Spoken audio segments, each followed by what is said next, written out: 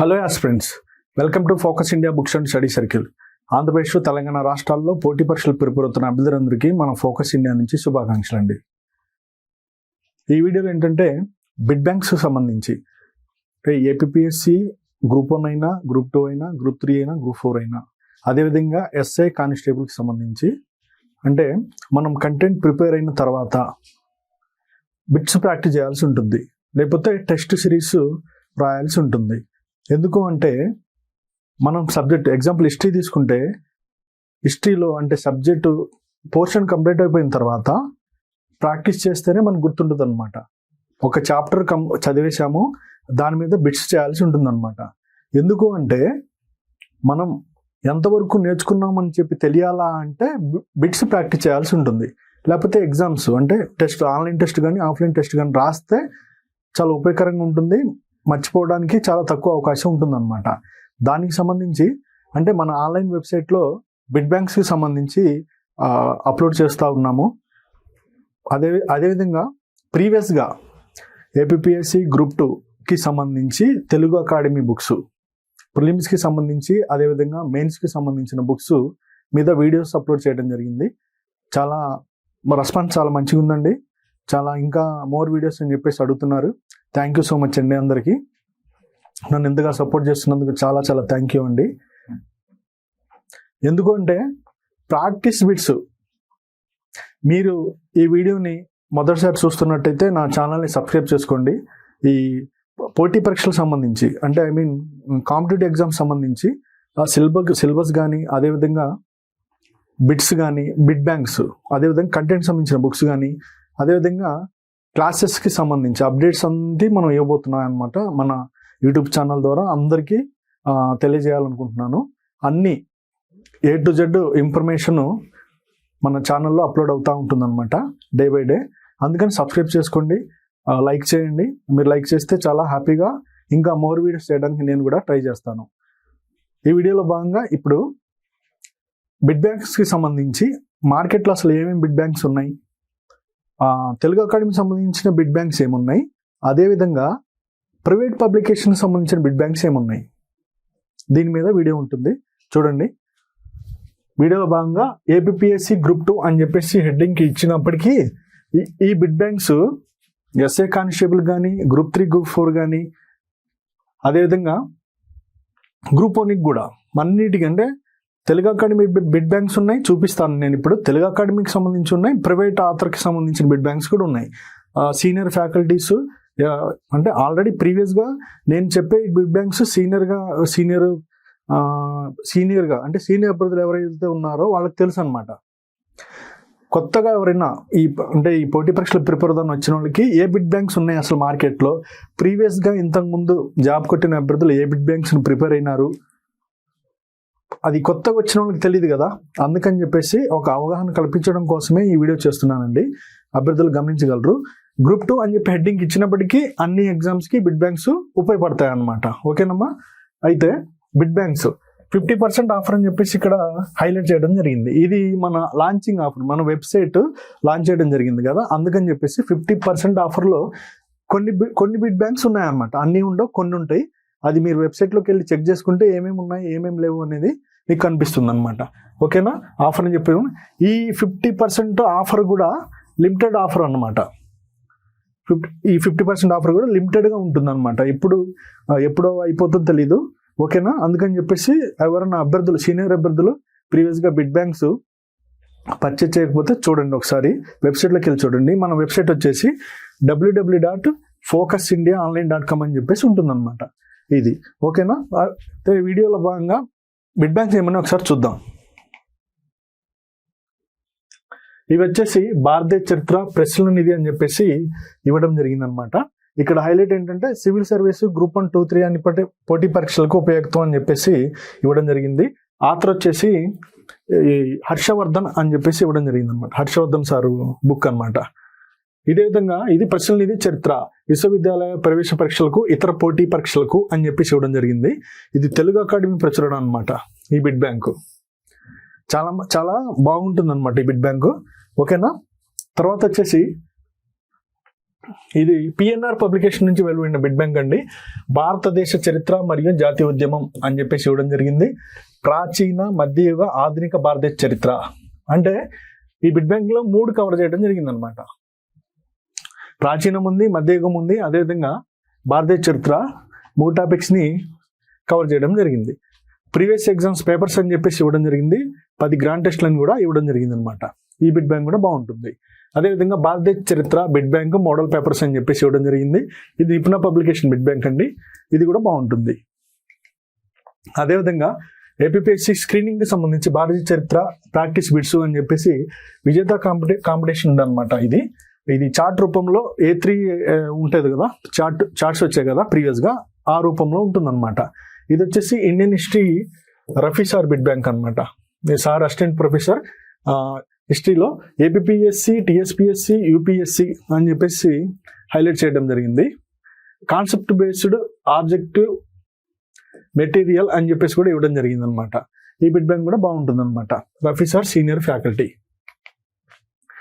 అదేవిధంగా ఇండియన్ హిస్టరీకి సంబంధించి ఆధునిక భారతదేశ చరిత్ర అని చెప్పేసి ఇది ఒక బిడ్ బ్యాంక్ ఉంది.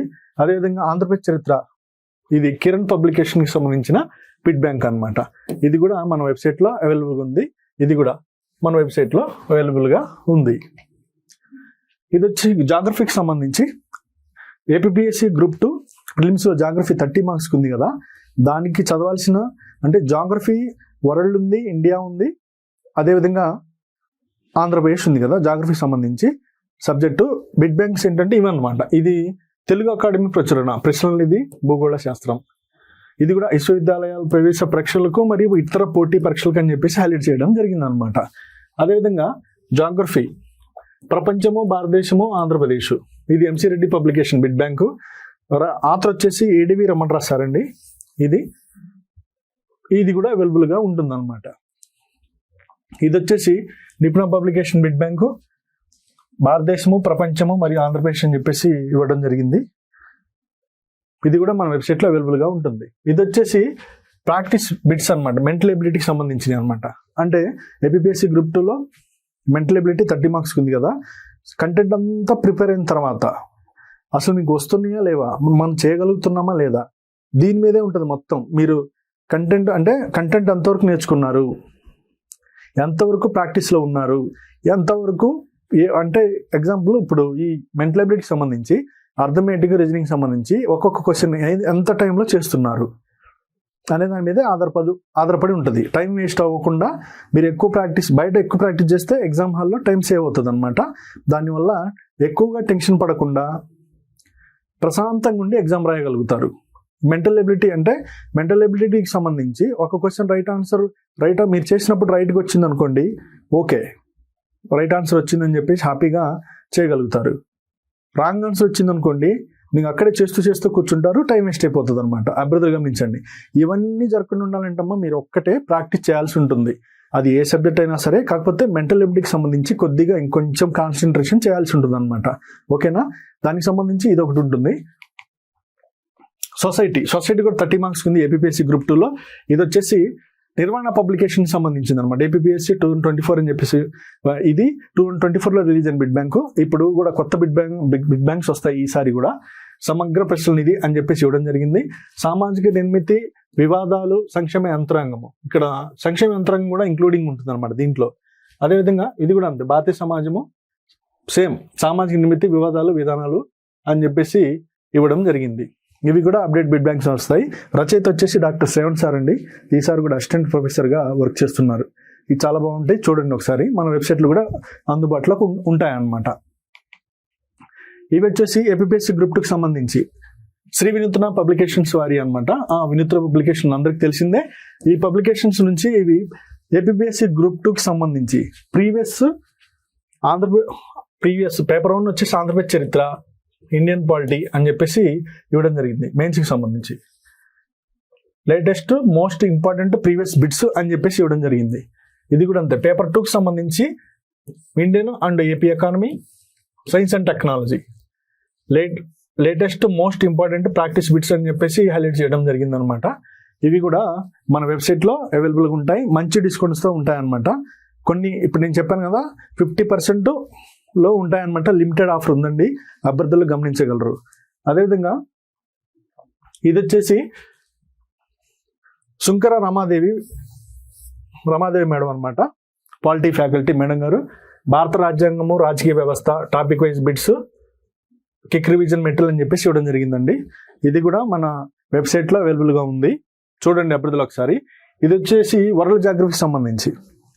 వరల్డ్ జాగ్రఫీ అంటే జాగ్రఫీలో 3 పార్ట్స్ ఉన్నాయి కదా, అందుకని చెప్పేసి బెస్ట్ మెటీరియల్ ఏదైనా ఉందంటే, తక్కువ బుక్ అంటే తక్కువ సైజులో మంచి మెటీరియల్ ఏదైనా ఉందంటే వరల్డ్ జాగ్రఫీకి సంబంధించి ఈ బుక్ అండి, నరసింహ సార్ బుక్.